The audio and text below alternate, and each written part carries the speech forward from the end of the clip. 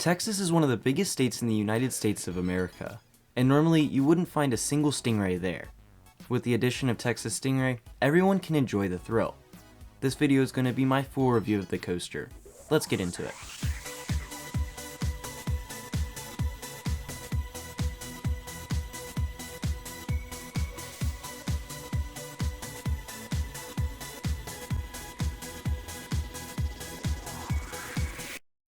Texas Stingray is located at SeaWorld San Antonio and was built in 2020 by Great Coasters International, GCI.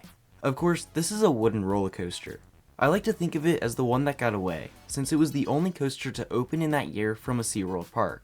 Texas Stingray is located near the back of the park next to Shamu Theater. There's absolutely no theming around the coaster, it's just visually impressive. As you walk up to Texas Stingray, you're greeted with a beautiful sign. That I will give it. I can say the same thing about the queue as well. While it's very pretty, I would have loved to see a little more. A couple of signs about Stingrays, for example. Maybe I missed it, but I think that would really tie the coaster to the park. That is consistent throughout SeaWorld San Antonio though. The only coaster with a detailed theme is Wave Breaker. So that might be something in general the park should start to work on. Moving into the station, the general theme continues. Pretty, but not really relevant to Stingrays. That is until you see the train.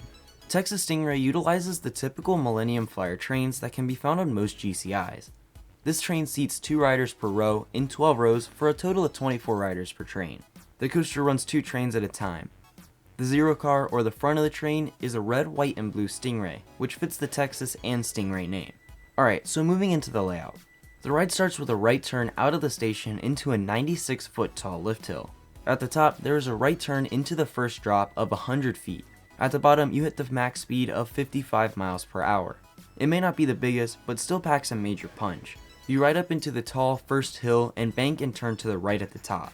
You then fall back to the ground and rise into another hill that banks and turns to the right again. This one is close to 270 degrees as you fall back to the ground again. You then rise into another hill that crosses the second drop and banks to the left. On your way back down, there is a small bunny hill downward that provides a little bit of airtime. You then turn to the left again and enter a twisting airtime hill, which delivers some good airtime. After completing the right turn, there is another airtime hill.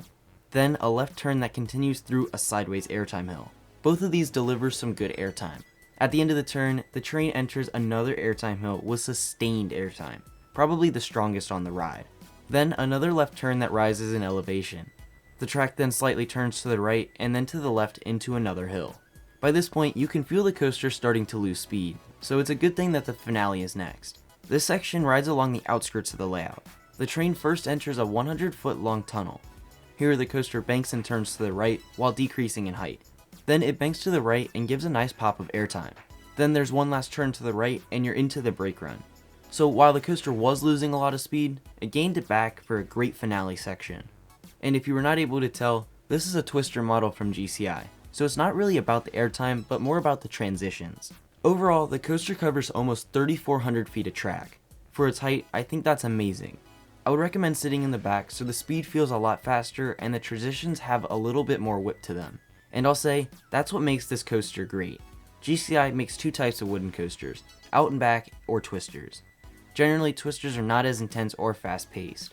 Texas Stingray is that model, but I think it's done really well. In some areas it can die down, but for the most part I really enjoyed it. Almost all the transitions had great forces to them, and there were some good pops of airtime as well. I would go to say this is the best wooden coaster in the SeaWorld chain. Obviously, that's not too hard, as there's only one other wooden coaster, which is Invader at Busch Gardens Williamsburg. While both are fun, Texas Stingray is bigger and badder in every category.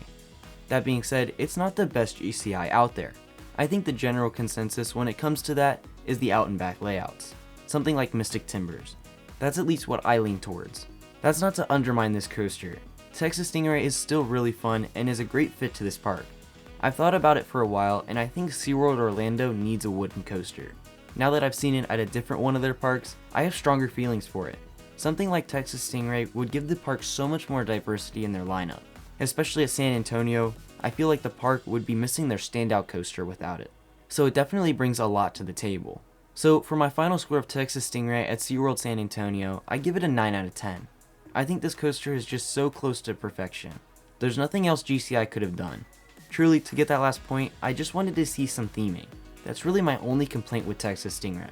It does make a review video kind of difficult to make.